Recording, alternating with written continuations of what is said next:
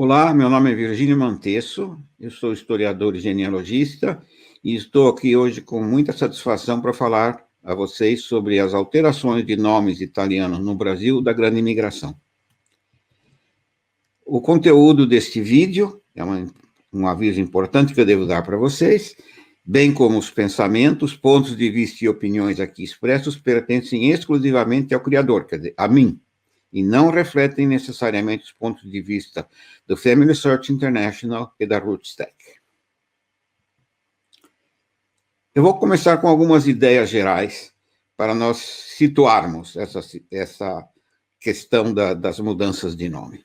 É importante lembrar para vocês, antes disso, que esta apresentação vai estar gravada e vai estar disponível, como está dito aí, no site imigraçãoitaliana.com.br, além, naturalmente, da disponibilização no Rootstack.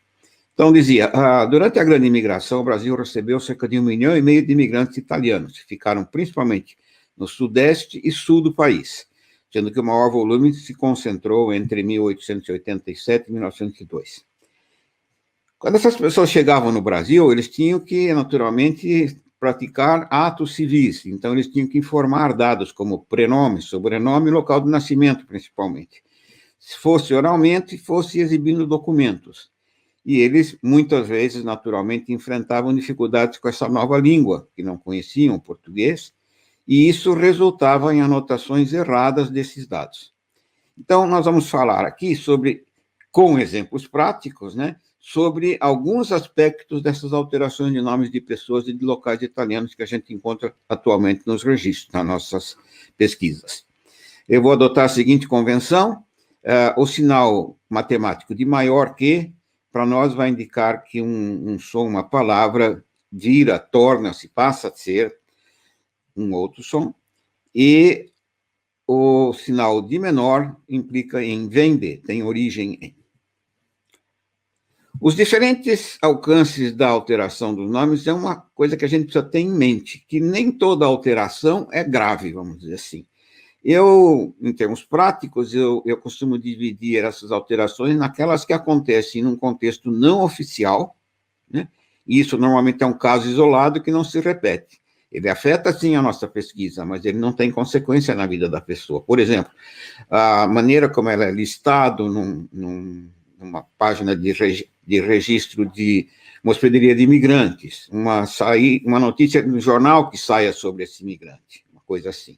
Então, isso fica uma vez e some depois, né?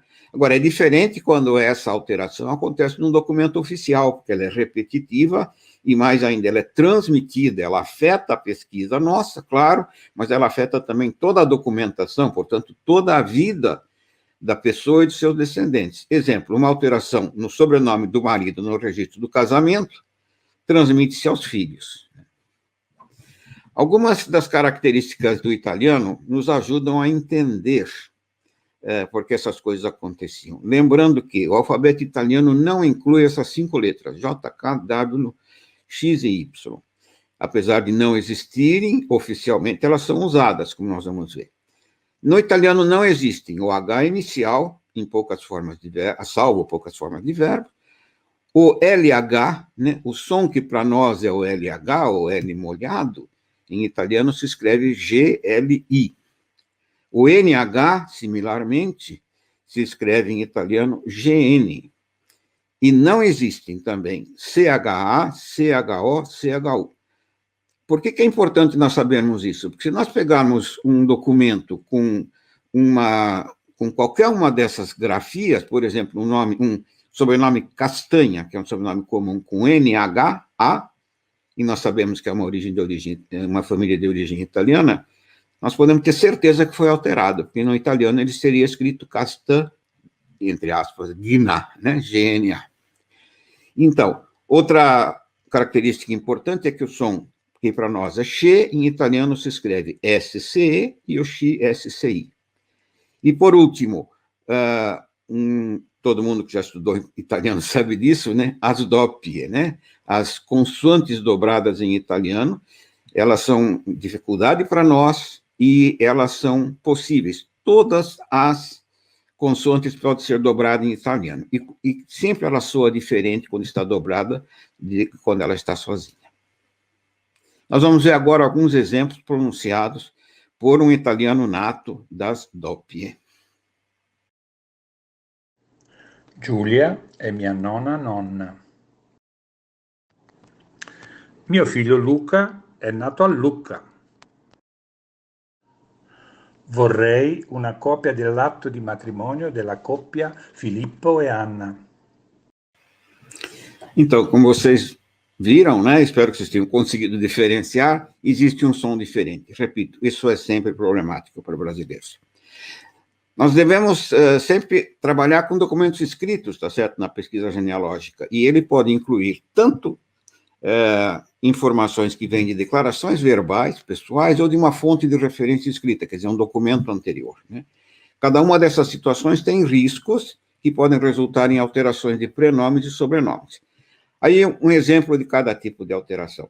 Mas eu vou aproveitar aqui para dizer que, como essa apostila vai estar disponível, né, eu vou, para ganhar tempo aqui, me dedicar só aos pontos principais e o resto vou solicitar que vocês leiam mais adiante, tá? Por exemplo, alterações decorrentes de informações verbais. Elas costumam ser consequência do sotaque, né, e das diferenças entre as línguas. O prenome ou sobrenome de um italiano é aportuguesado por aproximação. Um italiano que chegasse lá e declarasse que o nome dele ou do pai dele, no caso aqui de uma outra pessoa, fosse Giuseppe, né? Faleceu o amigo dele, Giuseppe, ele chega no cartório, esse som Giu não existe em português, o mais próximo que existe, e o resultado é o quê? Uma anotação como essa que nós vemos aí embaixo. Giuseppe, com J-U-S-E-P-P-E. Portanto, uma dessas modificações que a gente tem em mente para pesquisar, né? É preciso lembrar que o imigrante tinha sotaque estrangeiro, mas mais do que isso, a maioria deles era analfabeta, e, portanto, eles não podiam ajudar nem na hora de informar a grafia e nem verificar a alteração da escrita, porque eles não identificavam o que estava lá. Mesmo que ele saísse com uma certidão, com a primeira via da certidão, ele não conseguia ver essa diferença, né? Em relação às alterações que decorrem da fonte de referência escrita, está aí um exemplo também embaixo de uma caligrafia que é muito bonita, mas é de difícil leitura, né? Por exemplo, aqui nós vemos nessa parte manuscrita, na última linha, e o senhor qualquer coisa, Mário de Aquile. Só que se qualquer coisa, que letra está lá? Qual é o sobrenome dessa pessoa? Pode haver muita dificuldade nessa interpretação, né? Lembrando que toda transcrição é uma interpretação e é, portanto, sujeita a erros, tá? Vou dar um parênteses rápido aqui para vocês, só para mostrar que na Itália isso também acontece. Veja esse documento aqui, em que você tem aqui, ó, um sobrenome Veronese Luigia. Quando você vai no arquivo de status de Treviso e vai consultar o rolo matriculare, esse Veronese foi transcrito como Peronetto, né? Então, acontece, sim. A dificuldade de transcrição é um dado real. Eu listei aqui alguns exemplos de formas femininas que se transformaram em brasileiras de alguns prenomes femininos. Note que Angélica e Ângela, por exemplo, ou Celeste, ou mesmo os outros, são pequenas alterações. Agora, todos esses que estão em vermelho têm um grande problema. Eles mudam a inicial. Portanto, quando você vai consultar uma lista, isso é extremamente arriscado. Olho nesses nomes, tá? Mesma coisa para pronomes masculinos, né? Tem aí toda a lista com os equivalentes, claro, não é uma lista completa, mas fiquem de olho nesses casos em que, por exemplo, Hélio, aqui, ganha um H em português, Genaro vira Januário, portanto, vai de G para J, né? E tem outros tantos exemplos desse tipo, né? Cuidado com essa circunstância. Alguns desses prenomes podem também ter uma dificuldade, eles podem ser masculinos ou femininos, né? Igualmente. Dois aqui merecem uma atenção especial. Primeiro é Andréa. Andréa, até há pouco tempo, era exclusivamente um prenome masculino na Itália, e desde 2012 é possível utilizá-lo também para mulheres, né? E o segundo é Fiore, que é a palavra flor em italiano, que curiosamente é uma palavra masculina, né? Então, é um nome que pode ser usado para mulher e para homem também. Tem 2 casos que merecem uma atenção especial nossa. O mais difícil, né, o mais complicado é quando o sobrenome é alterado, mas ele assume a grafia de um outro sobrenome que também existe em italiano. Por quê? Porque ela parece correta e você pode nem sequer lembrar de procurar outra grafia. Exemplos aqui, olha, esse Greca, Greco, os 2 existem. Nesi, Netzi, os 2 existem em italiano. Então, esse é um risco. Quando você não consegue achar outra saída, pensa nessa possibilidade. E é bom lembrarmos também que existem sobrenomes brasileiros com a mesma grafia na época do que outros de sobrenomes italianos. Estão aqui os exemplos: Costa, Galo, Mota, etc., né? Como diz o nosso colega, do qual vocês devem assistir a palestra, as 2 palestras que ele faz aqui também, isso é o processo do raio cartorizador, Daniel Tadoni, né? Teve essa grande ideia de ilustrar para nós o que acontece. Que o sobrenome é Lorenzon, Lorenzão fica muito mais bonito. Esse é o raio cartorizador, de acordo com ele, né? É bom que você se familiarize com a grafia antiga de certos nomes. A mudança grande que simplificou essas grafias ocorreu somente em 1943. Então, olha, Pascoal se escreve dessa maneira, com CH. Por que, de novo, por que é super importante nós conhecermos todos esses detalhes? Porque se esses nomes, se esses prenomes e sobrenomes estiverem listados, né, indexados, você vai ter que pôr a grafia exatamente correta. Se você procura um antepassado que se chama Adolfo e você procura com F, você não vai encontrá-lo se ele tiver grafado com PH. Se a transcrição foi, como normalmente é, literal, né? Então, o resultado dessa situação toda é o seguinte: no caso de você procurar registros indexados, seja você mesmo, seja você pedir a um cartorário, uma pessoa, um atendente de cartório, alguma coisa, você tem que tomar o seguinte cuidado, e eu pus em vermelho para que você depois veja sempre isso. Suponha que você vai procurar o casamento de um imigrante chamado Hermínio Giuliani. Veja bem, Hermínio se deve procurar no E, se por acaso ele apresentou um documento italiano e o escrevente copiou aquela grafia. Se deve procurar no H, se o escrevente aportuguesou o prenome para Hermínio. Se deve procurar no G, se ele apresentou de novo o documento italiano e o escrevente anotou na chamada ordem inversa, né? Nós temos também uma colega nossa que fala nisso, vocês vão ver depois a listagem das sugestões para vocês ouvirem. A Fernanda vai falar da questão da ordem inversa, quer dizer, que é apresentar-se com o prenome depois do sobrenome. Então, ele teria se apresentado como Giuliani Hermínio. Se o escrevente anotou na ordem inversa, teria que procurar no G, né?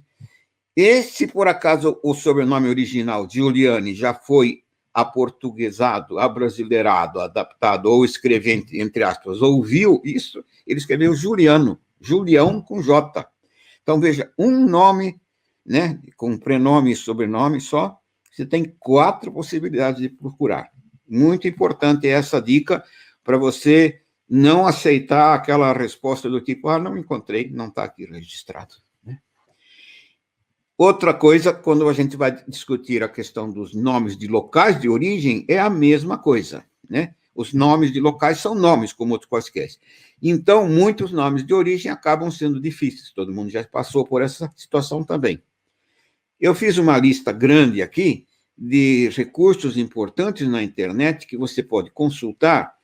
E, então, para você, é bom você acessar e aprender a utilizar. Tem lista de comune, tem lista de prenome, tem lista de cognome, distribuição de cognome e tal. E destrinche essa lista longa aqui nossa e acesse esses sites todos e procure praticar antes de você precisar em cima da hora deles, tá bom? Vou fazer aqui um exercício de constituição real de uma pesquisa minha. Eu tinha uma notícia de jornal dizendo que ele era originário de Chiliano, X-I-L-H-A-N-O. Falei, isso não existe, né? Como é que eu vou reconstituir isso? Lembra daquele slide anterior. O som X se escreve com S-C-I. O som LH se escreve com G-L-I, na combinação LHA, né? No caso, LHA. Então, o que você vai? Num daqueles sítios, daquelas listas lá, você vai encontrar os nomes de comune de toda a Itália, que é esse aqui, Comune Italiano, comunitaliani.it.alfa, ou /alfa, opa. Daí você vai procurar o quê? Os comunes que começam com SCI. Você vai achar essa lista aqui, ó, SCI, e de repente aparece chiliano. Então, tudo leva a crer que é esse. Daí eu fiz outras verificações e ficou confirmado que chiliano na província de Cosenza, escrito desta maneira e não daquela, era realmente o comune correto que eu procurava, né? Aqui existe a possibilidade de fazer uma reconstrução parecida, né? Muita gente do sul do Brasil conhece esses caminhões pelas nossas estradas. Eu não levei essa pesquisa até o final, mas eu já sabia, como eu mencionei para vocês, por exemplo, C cedilha, então é sinal claro de que existe uma transformação, uma alteração aí. Que o IO é raríssimo em italiano, né? Isso vai ser escrito CHIO ou 2 Cs HIO.